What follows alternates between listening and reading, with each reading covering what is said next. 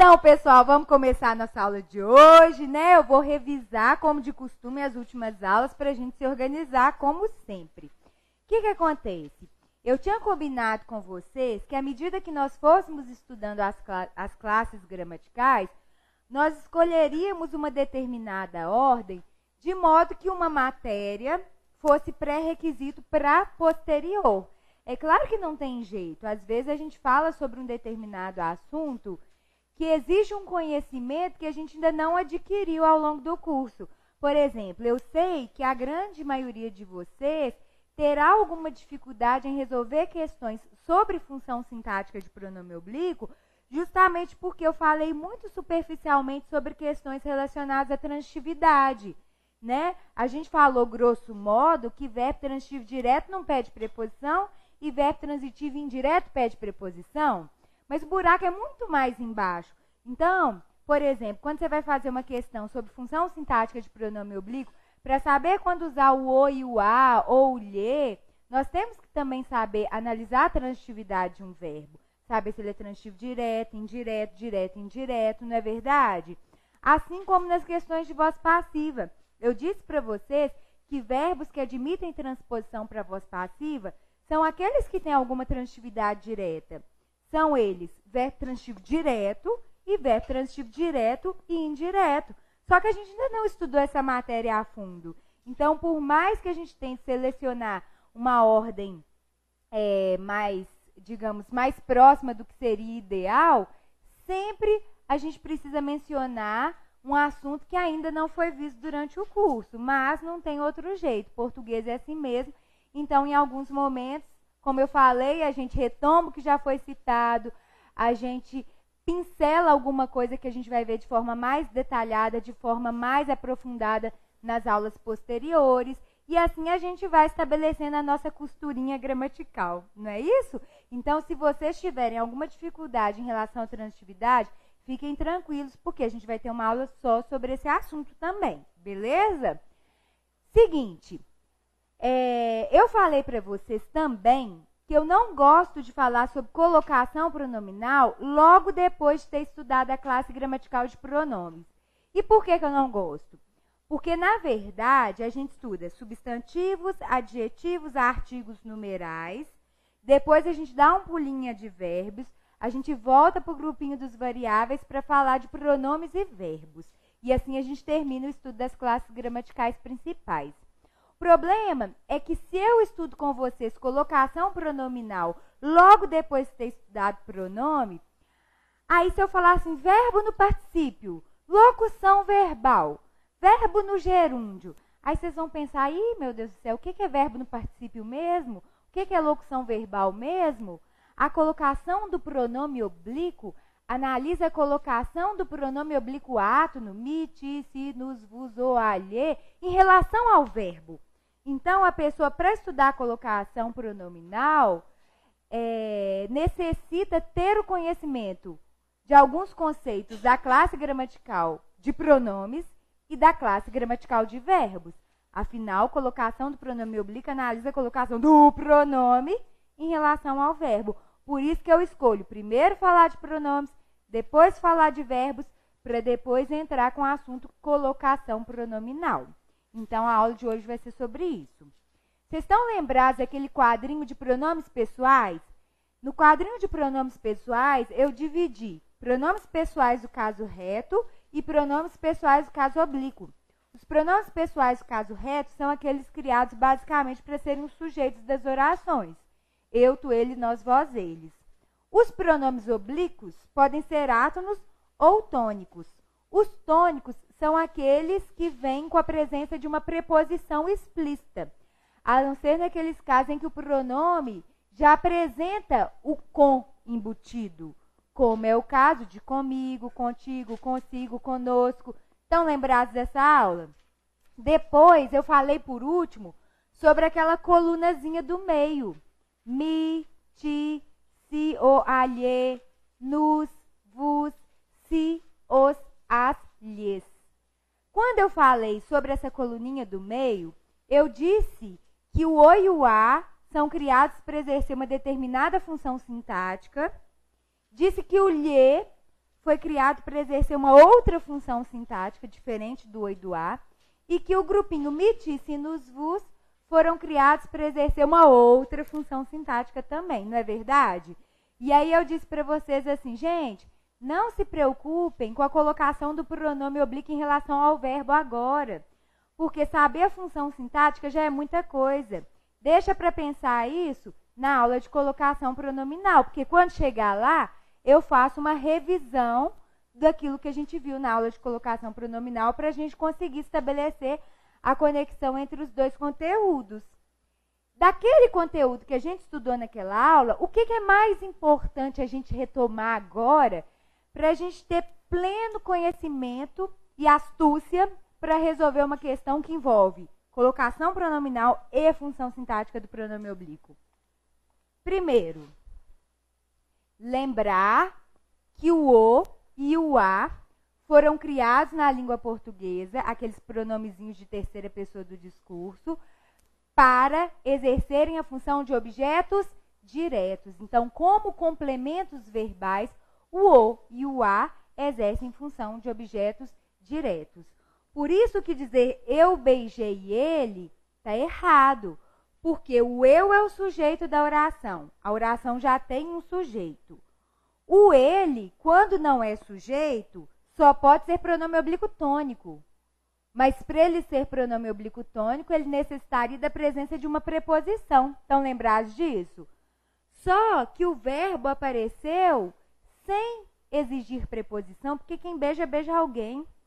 E o ele apareceu sem a presença da preposição, já que o verbo não pediu. Por isso que essa frase está errada. O ele ou é reto, exercendo a função do sujeito, ou é pronome oblíquo tônico, necessitando da presença de uma preposição. Aqui não aconteceu nem uma coisa nem outra. Então, o que a gente precisou fazer? Usar alguém na terceira pessoa do discurso que tivesse sido criada para ser objeto direto. E a gente já sabe que quem faz isso é o o. Então, em vez de dizer de forma coloquial, oral e chula, eu beijei ele, na norma culta eu diria eu o beijei. E aí a gente sabe que esse o aí faria o papel de objeto direto, ligando-se a um verbo transitivo direto. Agora, o que a gente aprendeu também? A gente aprendeu que esse o e esse a podem assumir outras formas, dependendo da terminação do verbo. Quando o verbo termina em R, S ou Z, rever, super zagueiro, o que é o vira lo, o que é a vira lá, e a última letra desaparece. Não é isso que a gente viu? Então, aqui eu coloquei alguns exemplos só para a gente retomar aquela aula sobre função sintática de pronomes oblíquos. Ele vai definir uma meta. Quem define algo. O verbo tem transitividade direta. Uma meta faria o papel de objeto direto. O a se transformaria em lá e o r desapareceria pela regra do rever super zagueiro. A mesma coisa com os outros exemplos. Fizemos um grande esforço, fizemo-lo. O o virou lo, o s desapareceu. Fiz muita festa. Quem faz algo, muita festa é objeto direto, o a se transforma em lá, o z desaparece. Então, o fila seria o resultado para essa substituição do termo grifado por um pronome oblíquo ato no correspondente. Aí, pessoal, o que eu disse também nessa aula de função sintática do pronome oblíquo? Que assim como o e o a podem se transformar em lo e lá, também podem assumir as formas no e na, só que em circunstâncias diferentes, quando o verbo termina em ditongo nasal. Só que nesses casos, o verbo não sofre modificação na forma, ele não perde letrinha. Então, aqui, ó, dão o sangue. O dar é verbo transitivo direto. O ão é um ditongo nasal. Então, o QA se transforma em na, o QO se transforma em no. Então, aqui ficaria dão no. O no substituiria o sangue, justamente porque o dão termina em ditongo nasal e é verbo transitivo direto. Acharão, aquele AM com som de ão, que também configura um caso de ditongo nasal. Então, nós sabemos que o verbo achar é transitivo direto, o telefone é objeto direto. Então, eu usaria o O para substituir o telefone. Mas como o verbo termina em ditongo nasal, o O se transforma em no. E aí o resultado dessa substituição é a forma acharam-no. Então, a revisão dessa parte da matéria fica da seguinte maneira. O e a são objetos diretos, mas assumem as formas lo e lá após verbos terminados em R, S ou Z, letras essas que desaparecem. E em segundo, o o e o a assumem as formas no e na após verbos terminados em ditongo nasal. Mas, nesses casos, os verbos não sofrem alteração na forma. Não foi isso que a gente viu? Segunda, a gente viu em relação ao uso do lhe. Ainda na terceira pessoa do discurso, o lhe também é um pronome oblíquo de terceira pessoa do discurso, só que foi criado para ser objeto indireto quando estiver complementando um verbo. Então, se eu disser, eu falei com você, quem fala, fala com alguém. Né? O verbo é transitivo indireto, com você, o objeto indireto. Se eu quiser substituir o com você por algum pronome oblíquo átono, eu posso fazer uso do lhe. Então, eu diria, eu lhe falei. Se eu disser, eu lhe farei, eu teria a construção de sujeito, objeto indireto e verbo transitivo indireto. Então, quando vocês forem fazer alguma questão que exija de vocês função sintática de pronomes oblíquos e colocação pronominal, o que é muito comum em todas as organizadoras para concurso público, é super importante pensar nessa questão da transitividade primeiro, saber se você deve usar o o e o a para depois olhar a terminação do verbo, ou saber se você deve usar o lhe. Quando você percebe que o uso do lhe é o adequado, aí você nem precisa olhar a terminação do verbo, porque lhe vai ser lhe de qualquer maneira. Né? Ele não é que nem o o, que assume outras formas dependendo da terminação do verbo. O lhe é mais fácil de ser usado. Beleza? Então, essa é a parte da aula anterior. Agora, eu vou entrar com a matéria de colocação pronominal. Será que tem como apagar só a frente para ficar mais fácil do pessoal enxergar aqui? Ou será que vai atrapalhar muito? Apagar só... Ah, aqui só a frente já está apagado, né? Se apagar tudo, vai ficar igual aquele dia, né? Você falou que... eu acho que é melhor, não fica, gente? Entendi. Agora, eu já pedi para postarem hoje esse material na área da aluno. Aliás, já estava mais tempo esse aqui, os exercícios que eu postei hoje. Então, não precisam anotar, vocês não precisam anotar, só se vocês quiserem mesmo, porque está muito pequenininho.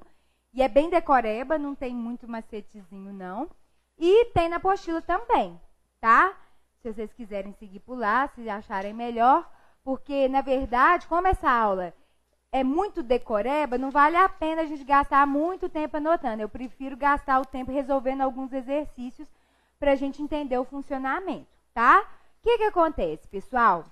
Existe a possibilidade de colocação do pronome oblíquo átono, mi, ti, si, nos, vos ou alhe, antes do verbo, no meio do verbo ou depois do verbo. Vocês querem que eu diga para vocês em que página que está? Ah, eu deixei lá atrás os meus trens. Ah, já achou aí? Qual que é? 65, gente. É a página 65. Então, o que acontece? A página 65 da apostila do Prolabore. O que acontece? Quando você coloca o pronome oblíquo antes do verbo, você diz que isso é um caso de próclise, que é o caso mais importante para a gente aqui, porque é o que mais cai em prova. Cai em prova, sim. É o que mais o candidato deve saber de toda a matéria de colocação pronominal, que normalmente o conhecimento de próclise já é suficiente para a gente resolver a maioria das questões. Existe a mesóclise, que é a colocação do pronome oblíquo no meio do verbo, só que no caso da mesóclise, a gente coloca o pronome oblíquo no meio do verbo entre hífen, aliás, entre hífens, né? Na próclise não tem hífen. E a ênclise, que é a colocação do pronome oblíquo depois do verbo, tá? A gente vai ver um por um aqui, eu só estou apresentando superficialmente mesmo. Então, próclise é a colocação do pronome oblíquo antes, mesóclise é a colocação do pronome oblíquo no meio, entre hífens, e ênclise é a colocação do pronome oblíquo depois do verbo, também com hífen, tá? O único que não usa hífen é a próclise, que é a colocação do pronome oblíquo antes do verbo. Pessoal, muitas vezes a colocação do pronome oblíquo ato no dia a dia vai depender do seu estilo. Desde que você não infrinja nenhuma regra rígida de colocação pronominal, você pode escolher, na maioria das vezes, onde colocar o seu pronome oblíquo, tá? Aqui no Brasil, nós temos o hábito de fazer a próclise. A próclise é muito mais comum. Já em Portugal, eu fiquei sabendo que é mais comum a construção de mesóclise e ênclise. Lá eles não costumam usar a próclise como aqui no Brasil, né? Então, a próclise é mais uma característica do português brasileiro, tá? Eu já li algumas coisas sobre esse assunto. Mas, para efeitos de concurso público, nós temos que saber as regras que obrigam o uso de próclise, de mesóclise e de ênclise. Se você for fazer uma prova da Fundação Carlos Chagas, a chance de ter uma questão dessas,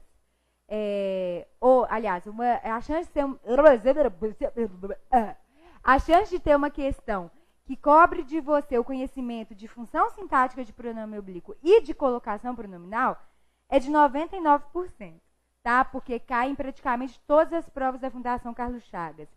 A chance de ter uma questão dessa numa prova do CESP é de 90%.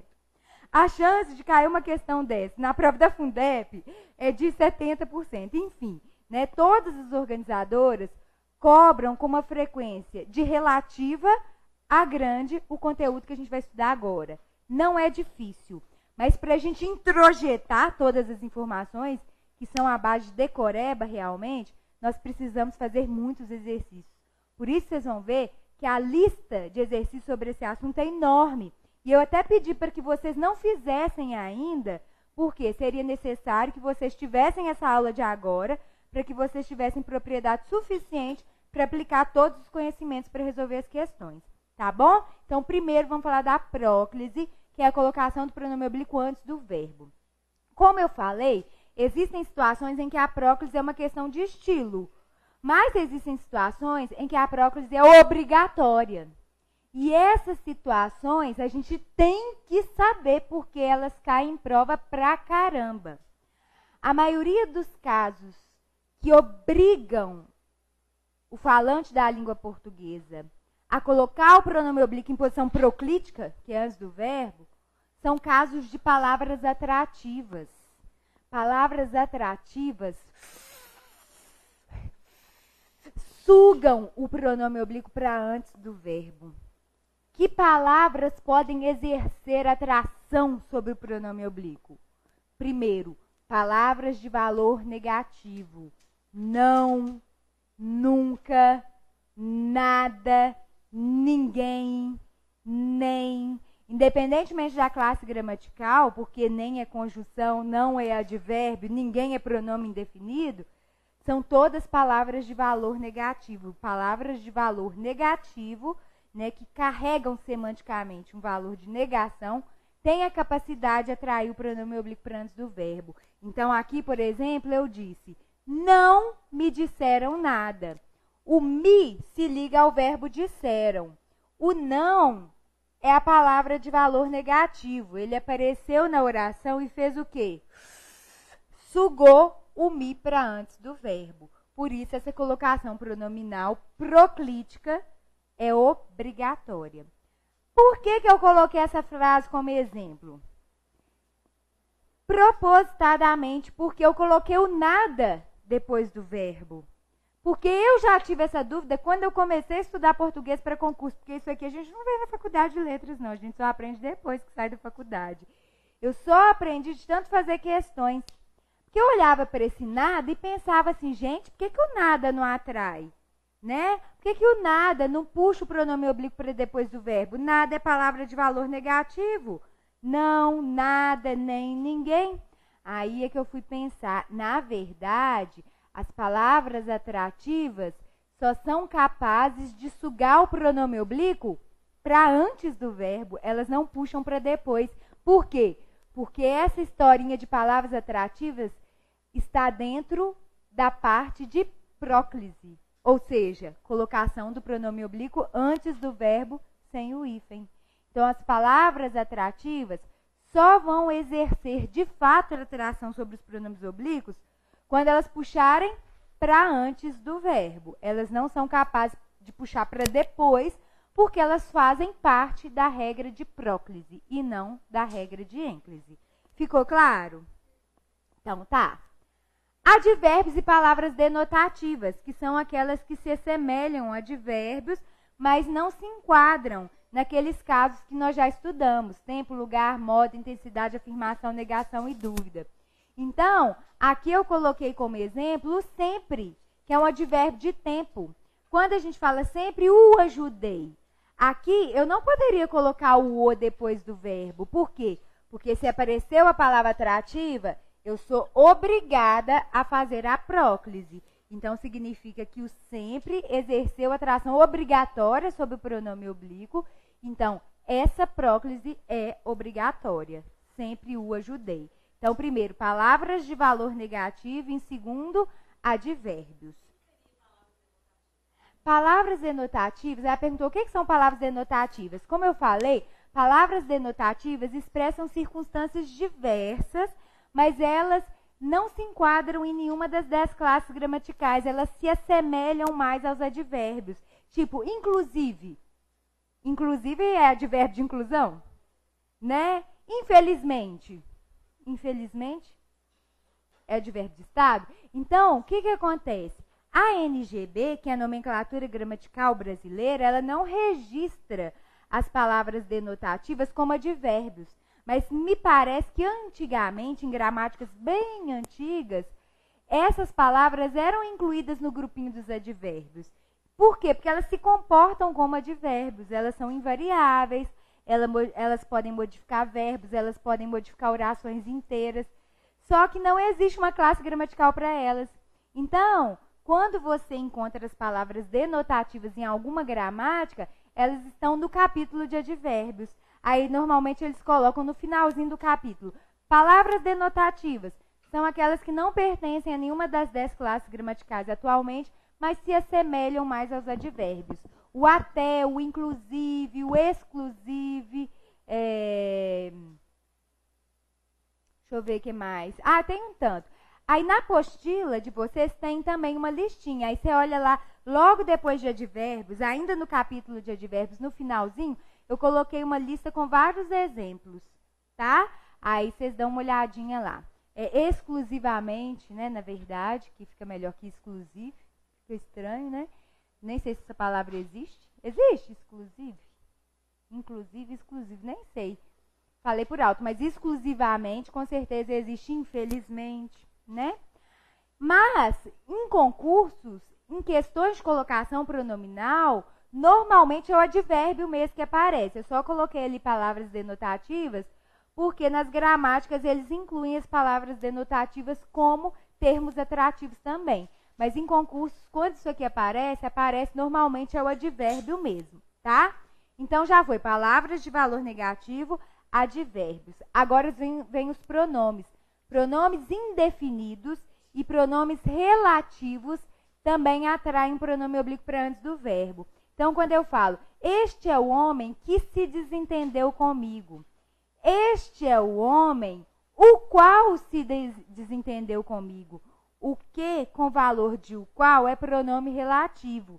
Então, eu posso dizer que esse que é pronome relativo, exerceu atração sobre o pronome oblíquo. Por isso, a próclise também é obrigatória.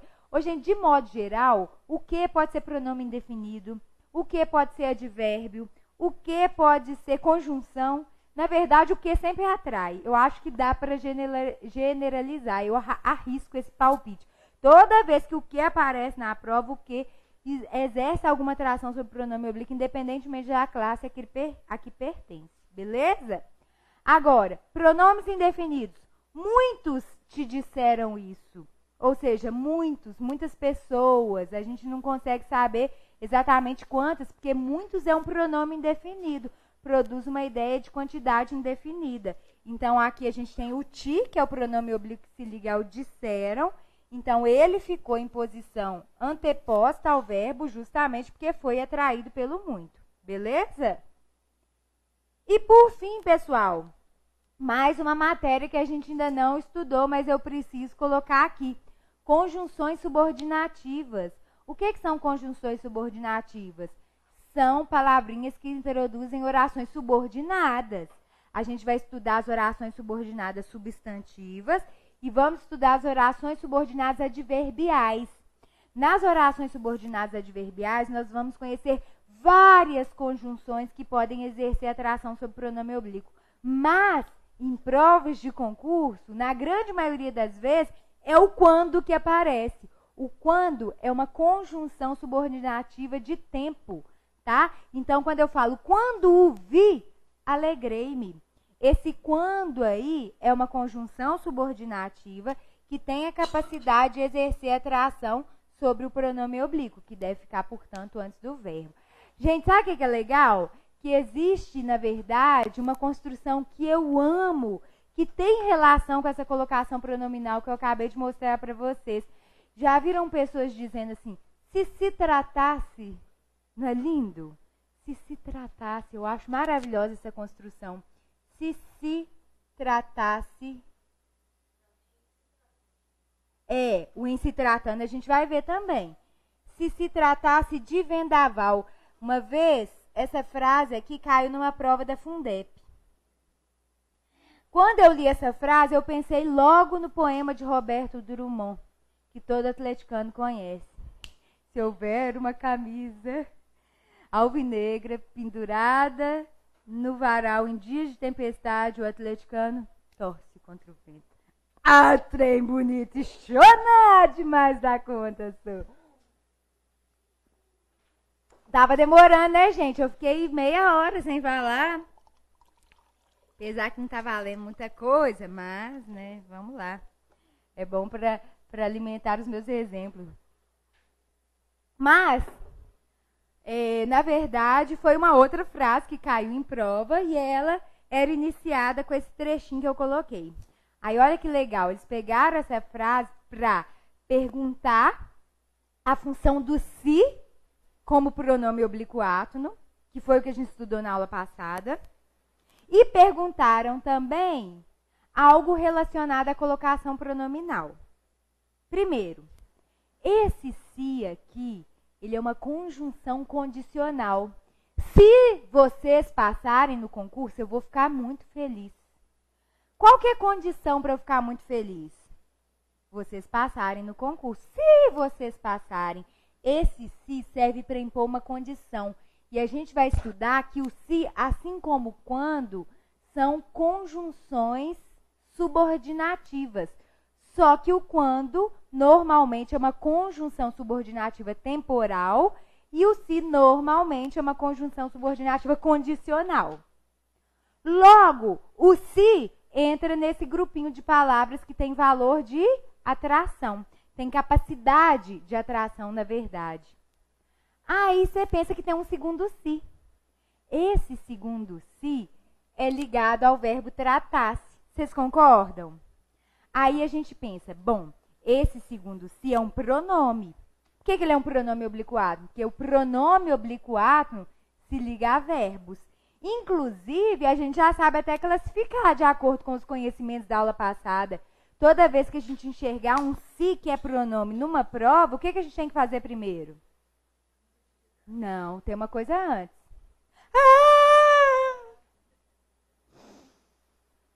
Transitividade.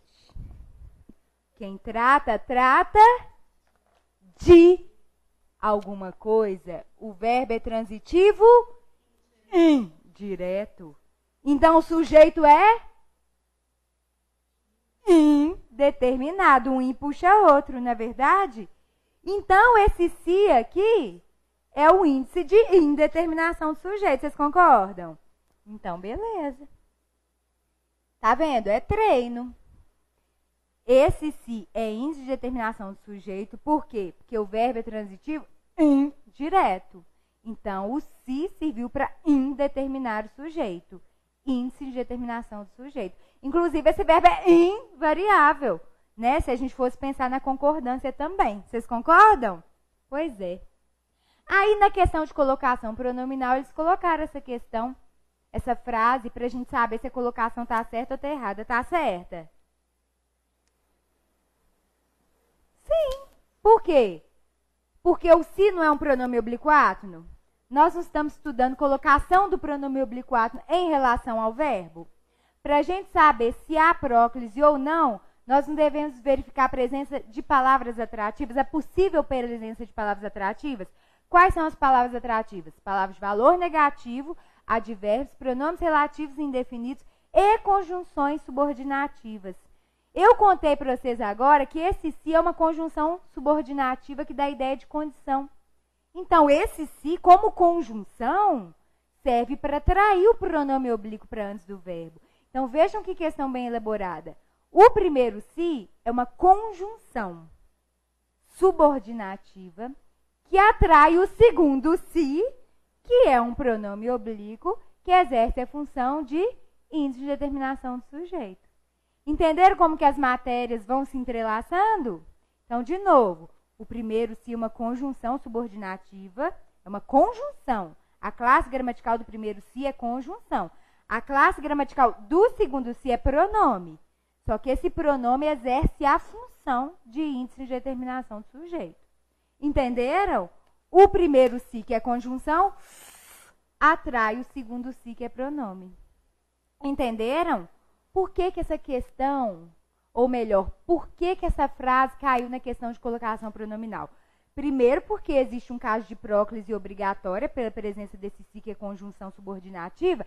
E, em segundo, porque daqui a pouquinho eu vou contar para vocês que, de acordo com a norma culta, não se deve iniciar frases com pronome oblíquo átono, que é o que a gente faz na oralidade o tempo inteiro. Te adoro, te amo, te disse, te liguei, me fale. A gente não faz isso o tempo todo na oralidade? Tanto é que quando eu vou digitar a mensagem, eu fico até um pouco nervosa. Por quê? Porque eu não posso falar me desculpe. Eu tenho que falar o quê? Desculpe-me. Mas eu não posso fazer isso numa mensagem de celular, numa situação tão informal, senão eu fico muito chata. Então, eu tento substituir por uma outra palavra, foi mal, ou outra construção, que apesar de ser inteiramente coloquial, foi mal, mas pelo menos eu não tenho que incorrer no erro de colocação pronominal. Por quê? Porque quem é professor de português é meio que escravo. Não é por mim, não, eu não estou nem aí. Mas eu fico com medo da pessoa pensar que eu não sei me criticar, sabe? Falar assim, ah lá, é professora de português e escreve, iniciando frase com pronome oblíquo. Eu falei, nossa, não posso nem fazer uma construção coloquial sossegada, né? A gente tem que aprender a ligar o botão do foda-se interno, mas a gente é vigiada o tempo todo, geração mimimi, né? Fazer o quê? Nem tudo é um mimimi, né? Mas a gente tem que tomar certos cuidados para evitar fadiga. Enfim, pessoal, a gente sabe que, de acordo com a norma culta, não se deve iniciar a frase com pronome oblíquo átono. Então, não poderia começar uma frase com o se quando ele é pronome. Porque essa é uma regra de colocação pronominal. Não se deve iniciar a frase com pronome oblíquo. Mas esse primeiro se não é pronome, ele é conjunção. Então, ele pode tranquilamente iniciar uma oração. Por quê? Porque ele é uma conjunção. E a regra de colocação pronominal tem a ver com pronome oblíquo. Você lembra aquela pergunta que você me fez? Mais no início do curso? Ah, não, você não pode fazer a colocação pronominal daquele jeito. Eu nem lembro mais a frase, você lembra? Mas é porque ele pensou na regra de colocação do pronome oblíquo átono e aplicou para todos os outros pronomes. No caso, eu acho que era o pronome demonstrativo o.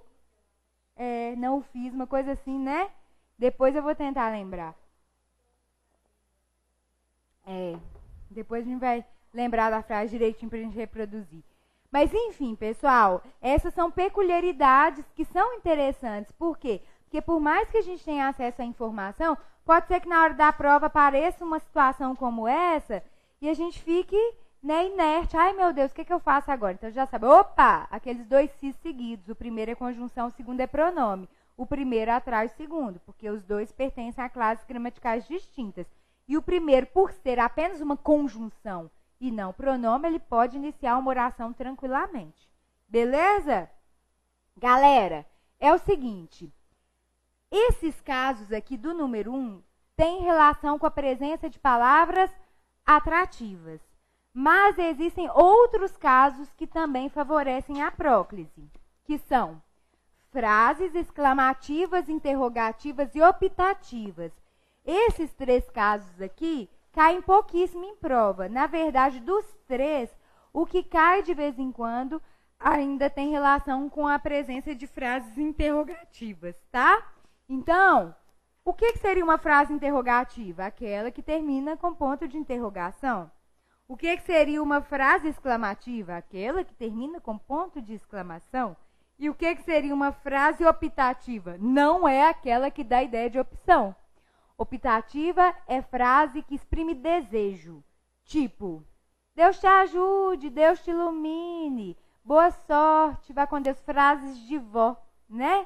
Então, essas frases que exprimem desejos são chamadas de frases optativas.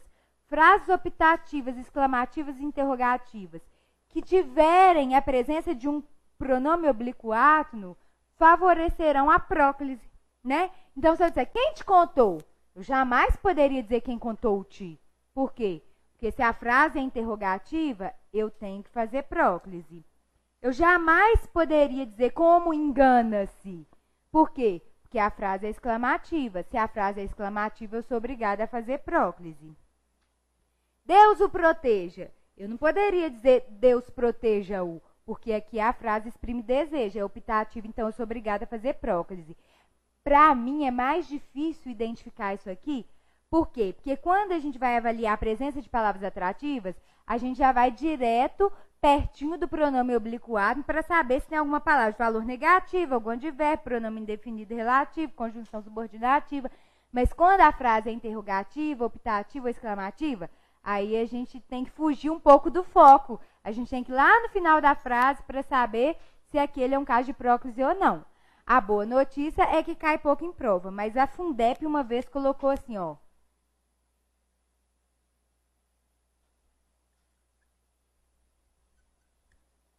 Falando sobre a gripe suína. Era um texto sobre a gripe suína, e aí no final do texto o autor falou assim, nossa, quem nos acode?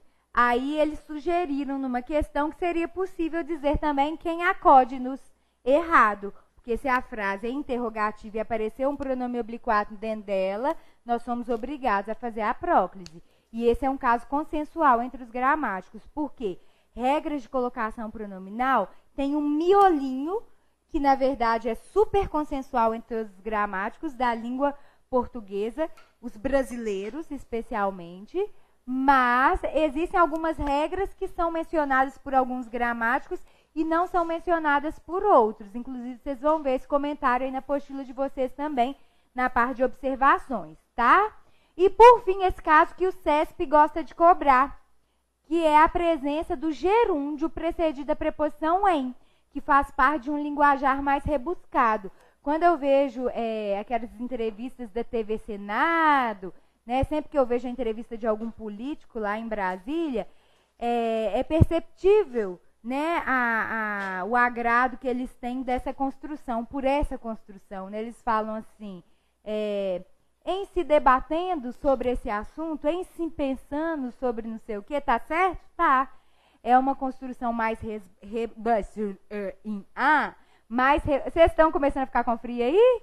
Começou a dar uma esfriada mesmo. Eu cheguei, fiquei suando, mas eu não quis tirar a blusa, que minhas banhas estão balançando muito hoje. No meu paroxítona terminado em PS, mas agora já deu uma amenizada. Então, quando eles dizem em se debatendo sobre esse assunto, em se pensando sobre essa questiúncula, eu já ouvi aqueles casos dizendo questiúncula, né? Em se pensando sobre essa questiúncula, é comum, e aí nesse caso haverá próclise também. Por que haverá próclise? Porque o pronome oblíquo fica antes do verbo no gerúndio, ou seja, entre a preposição em e o verbo no gerúndio. Em se plantando, tudo dá, em se considerando, em se pensando, em se debatendo. Esse em aí é uma mera partícula expletiva, tá? Ele não tem nenhuma função efetiva na língua portuguesa, a não ser a função de enfatizar a mensagem, tá? Então, é possível a sua construção, ela não é incorreta, não é uma infração à norma culta, mas também ela é só um enfeite. É uma partícula expletiva ou de realce, tá bom? Então, vocês perceberam que nós temos 3 grupos de próclise. O grupo das palavras atrativas, o grupo dessas construções e o grupinho do em se tratando. Eu acho mais fácil pensar no exemplo que te remeta à regra do que pensar na própria regra. Gerúndio precedido de em. Pensa no em se tratando. Lembrem-se de que a construção em se tratando está correta, porque isso já te ajuda a ter um norte para partir do exemplo para a questão, ou melhor, para partir do exemplo para a regra, do que da regra, por exemplo, entenderam? Então, o que vocês podem fazer para gravar isso aqui?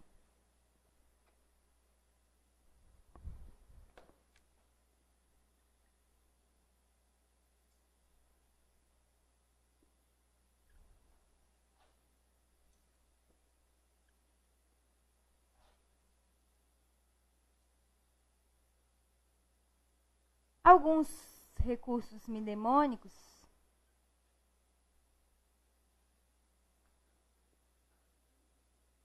Não tem muito sentido, não, mas eu acho que é importante a gente fazer isso com todas as matérias que exigem decoreba. Naric, oiê! E o em se tratando.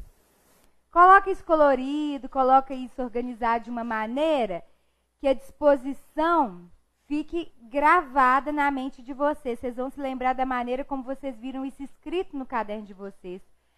O N é o que mesmo? Negativas. E o A?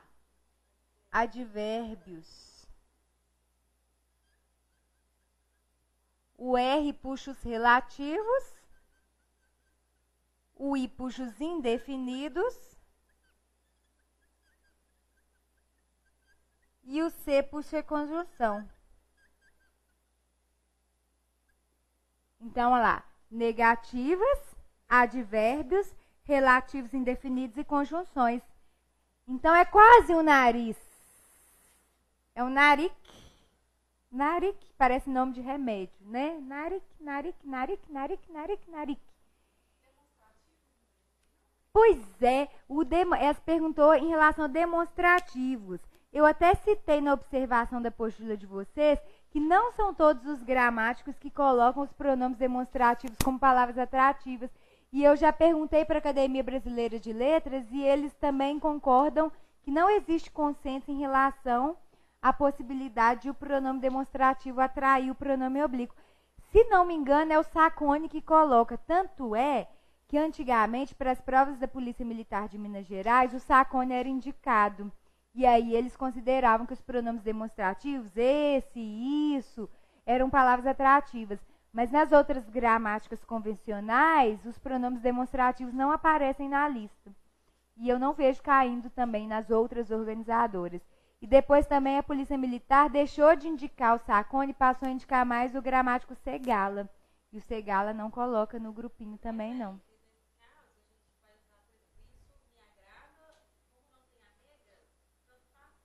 Pois é, o que ela perguntou? Então, se a frase fosse isso me agrada, o que eu faço? Você que tem que decidir. Sabe por quê? Porque é uma questão não consensual. Eu, Cris, sempre prefiro a próclise. Então, se o texto for meu, eu vou colocar isso me agrada, porque eu acho que a frase fica melhor com o pronome oblíquo antes do verbo, que isso se aproxima mais das construções feitas no português brasileiro.